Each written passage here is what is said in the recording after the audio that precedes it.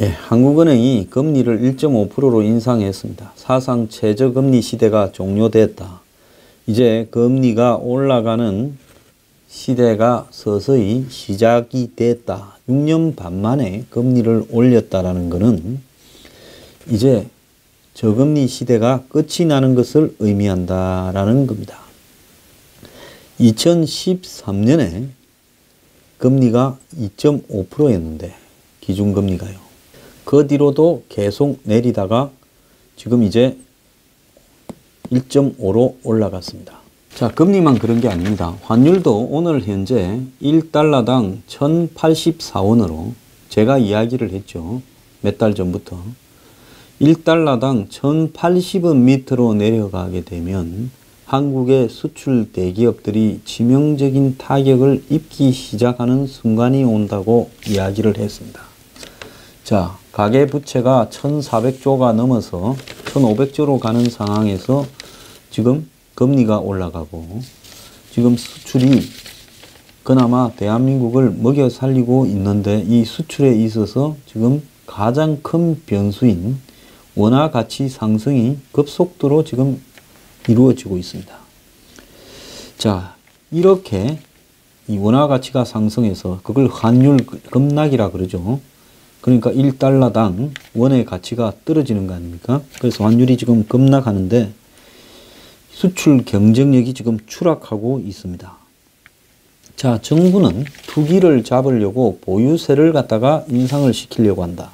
지금 이 법인세나 소득세 인상을 거론하다가 이제는 보유세 인상까지도 이야기를 하면서 더불어민주당 추미애 대표는 마치 대학원의 토지경제학 교수인 양 근본적으로 지대 추구의 모순을 사회적 대타협으로 바꾸자는 국민 여론이 일어날 때까지 우리는 끊임없이 노력해야 된다면서 지대 개혁의 필요성을 주장했습니다.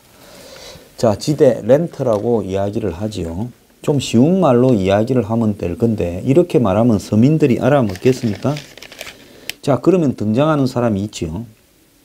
헨리 조지와 지대개혁 토론회에서 헨리 조지의 책 중에 지대를 추구를 계속 방치하면 언젠가 땅 주인이 숭배받는 세상이 올 거라고 예언했는데 우리가 지금 그러지 않냐.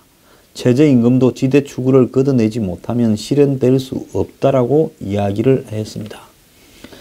자, 이 말은 뭔가 하면 결국은 지금 임대료, 부동산 가치 상승 부분을 걷어내기 위해서 세금을 때리겠다라는 부분을 이야기를 하는 겁니다.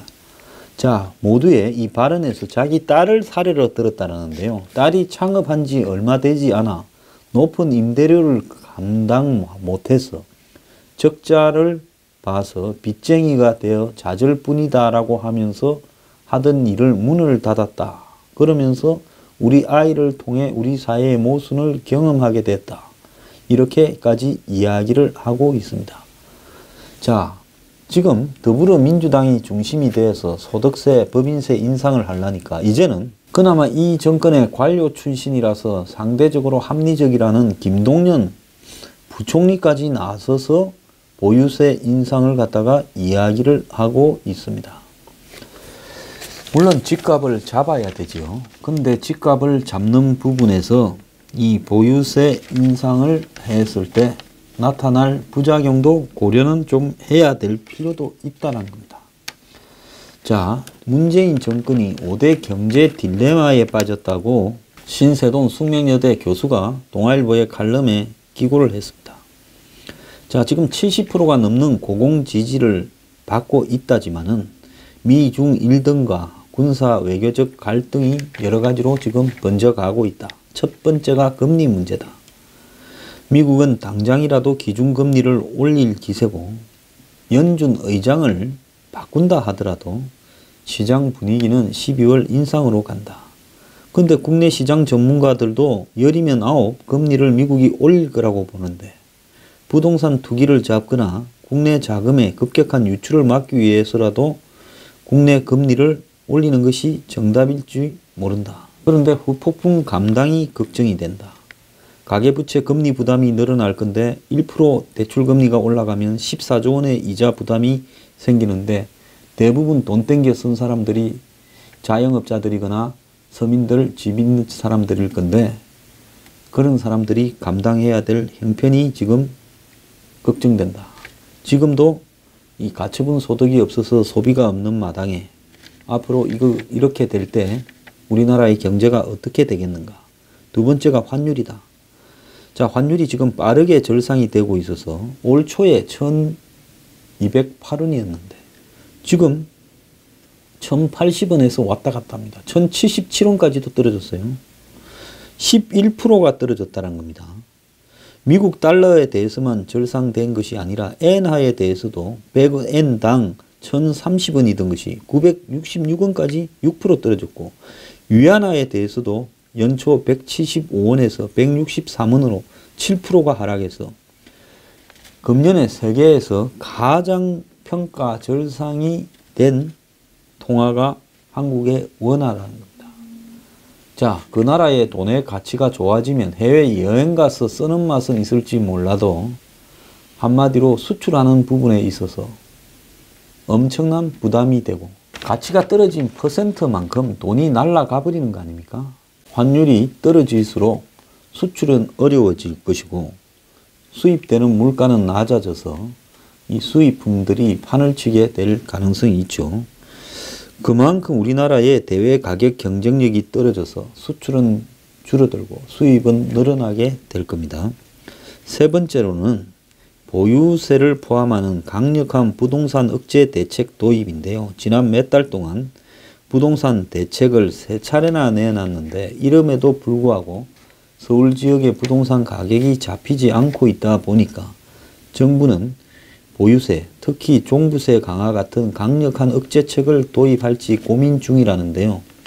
부동산 투기를 잡으려면 도입을 해야 되겠지만은 살얼음 같은 실물 경제를 죽이지 않으려면 부동산 경기를 세게 가라앉힐 수도 없는 고민이 있다. 지금 유일하게 경기라고는 부동산 경기 남아있는데 보유세 세게 때리면 부동산도 죽겠지요. 자, 근데 이 정권 관계자들은 참 희한한 게 사이비 진보성에 물들어 있어가지고 한편으로는 노무현 정권 때 굉장히 이중적이었습니다. 종부세를 만들어서 부동산 아주 폭탄을 때려주겠다 이러면서 다른 한편으로는 부동산 가격은 그 정권에 제일 많이 올랐어요. 왜 이렇게 위선적이고 이중적으로 처신하고 사는지 모르겠습니다. 자, 네 번째로는 최저임금인데 내년 최저임금은 7,530원인데 자, 이 최저임금에 포함되는 임금의 범위가 무엇인지 아직 정해지지 않아서 매달 지급되는 기본급 수당이야 당연히 최저임금에 포함되겠지만은 숙식, 교통, 복리후생비나 매달 지급되지 않는 상여금 등 비정기적이나 가변성이 큰 일시적 급여는 통상 최저임금에 포함되지 않는다는 겁니다. 그런데 이들 복리나 상여금이 최저임금에 새로 이렇게 들어가지 않는다면 업계는 부담이 너무 커진다고 비명이고 이를 포함을 시키면 최저임금 인상의 의미가 없어진다고 근로자들이 야단이니까 결국은 최저임금을 기존처럼 좁게 잡으면 기업이 어렵고 넓게 잡으면 근로자들이 또 날릴 거라는 거예요. 자, 그 최저임금에 대응한다고 지금 식당에 종업원을 없앤 사람, 무인 점포들이 또 이렇게 늘어나고 있고 온갖 변화들이 지금 한국에 먼저 생기고 있습니다. 그 다음에 미국하고 FTA 문제인데요. 현재 쟁점이 크게 표면적으로 터져 나오지는 않지만은 결국은 미국 국제무역위원회가 한국 회사 제품에 대해서 긴급 수입 제한 권고 조치를 한 걸 보면 협상이 순조롭게 흘러가지는 않을 거라는 거고 결국은 미국 자동차를 포함한 제조, 금융, 서비스, 지적재산, 농업 이런 부분에서 개방 공세가 커질 거다라는 거죠. 그런데 선택은 뭔가 미국에 선물을 줘야 될 건데 제조업을 던져줄 거냐 농업을 던져줄 거냐 둘 중에 하나를 택해야 될 건데 농업을 던져주면 농민들이 길거리에 지휘대로 또 있을 거고 제조업을 던져주면 기업들이 죽는다고 야단일 거고 그렇다고 FTA를 폐지할 수도 없고 참 쉽지 않은 상황이라는 겁니다. 지금 반짝 반도체 특수가 이 경기 로테이션에 따라서 와서 3% 성장을 했다고 좋아서 룰루랄라 하면서 세계 경제가 회복된다 별 헛소리를 하고 자빠졌는데 이거 다 허상이고요. 주변에 한번 물어보십시오. 식당 하는 분이나 자영업 하는 분이나 중소기업 하는 사람들한테, 대기업 중에서도 메인에 속하지 못하는 대기업에 다니는 사람들한테 경기가 좋느냐, 10명한테 물어서 몇 명이 경기가 좋다고 이야기하는지 한번 물어보길 바랍니다. 이 숫자로요, 책상에 앉아서 수집하는 지표와 실제 현장의 경기는 전혀 일치하지 않습니다. 그저께 민주노총 건설노조 조합원들이 마포대교 남단에서 정해진 경로를 벗어나서 다리 위를 향하다가 경찰이 막아서서 시위를 하면서 여의도 마포대교 남단 지역이 엉망진창이 되어버렸습니다. 12,000명이 퇴직공제부금 인상을 요구하면서 시위를 벌였고 그 개정안 논의가 국회에서 불발되니까 국회 진출을 시도하다가 경찰에 막히자 대교 남단에서 농성을 하고 일부는 다리 진입까지 하면서 70분 만에 해산이 되었는데, 그러기 때문에 오후 8시 넘어까지 이 여의도 마포대교 일대가 주차장이 되고, 그래서 저 마포대교 위로 길들이 전부 다 막혔다는 거예요. 문재인 정부 들어서 대규모 불법 시위가 처음으로 있었는데 자존심이 상했던지 경찰이 집행부 사법 처리를 검토한다 이러는데 또 민노총이 나서서 해결할 거 아닙니까? 현대자동차가 해고자 문제 때문에 27일, 28일 파업을 했습니다. 자, 근로자에게 취업 규칙을 불리하게 변경하는 경우 근로자 집단의 동의를 받아야 된다 하는 이 조항을 박근혜 정부는 노동개혁 2대 지침 중에 하나로 없애려고 했죠.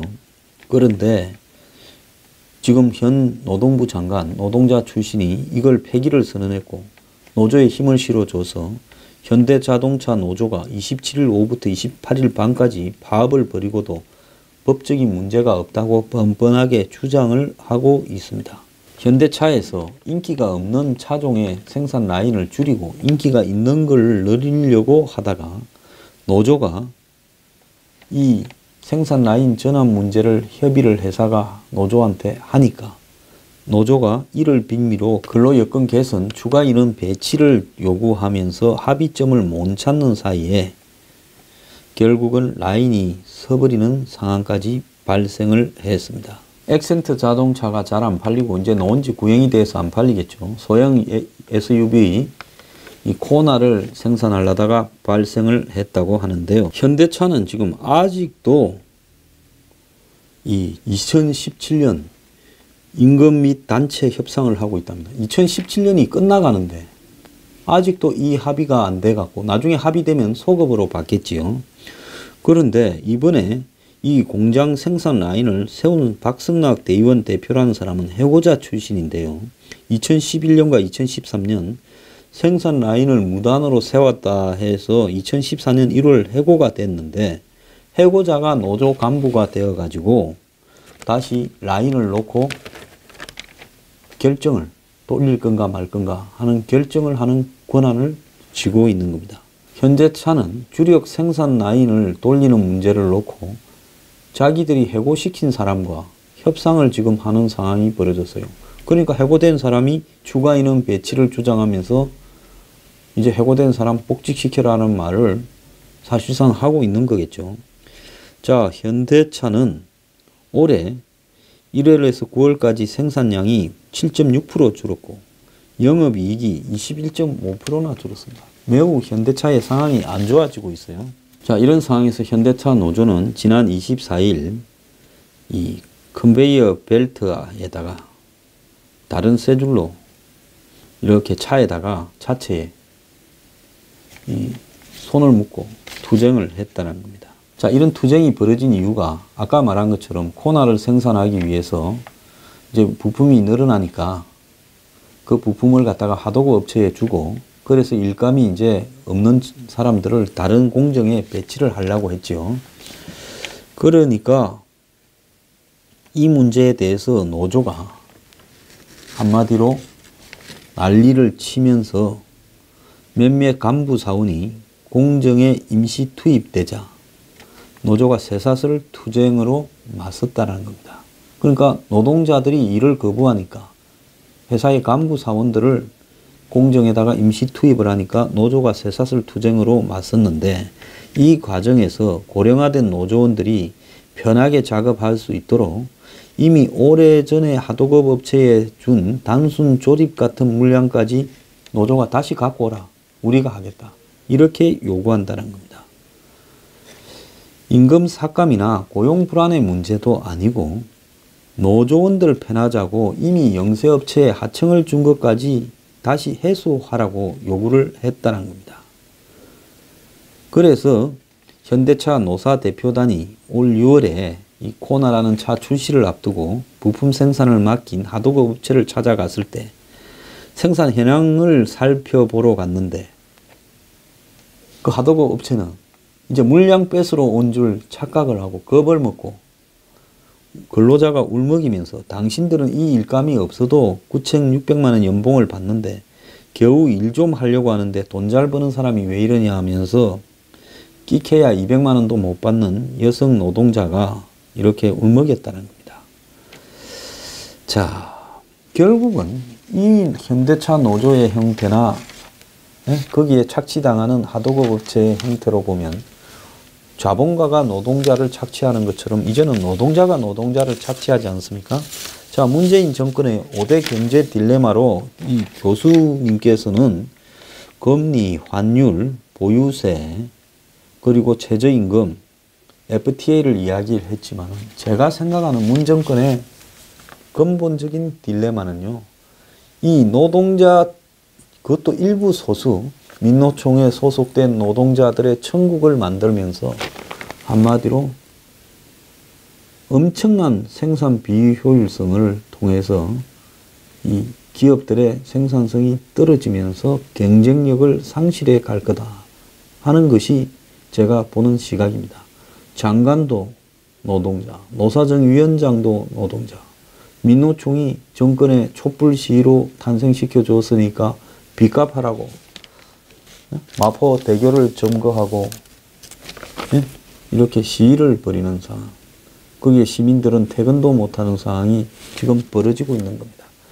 만약에 보수 정권이라면 이런 식의 불법 시위를 했겠습니까? 이렇게 불법을 해놓고도요, 경찰이 사법 처리한다 해놓고도 또 세월 지나면 민노총이 손대가지고 다 빠져나갈 거라는 거죠.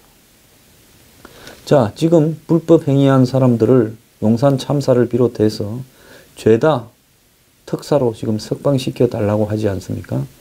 이런 정부의 잘못된, 한마디로 경제 문제에 있어서 정치 성향 이념을 개입시킨 형태가요, 이 나라의 모든 규칙과 원칙을 붕괴시키면서 한마디로 경제의 원리를 갖다가 이렇게 막으면서 이 나라 경제는 주저앉게 될 겁니다. 금리 환율이 문제가 아닌 겁니다.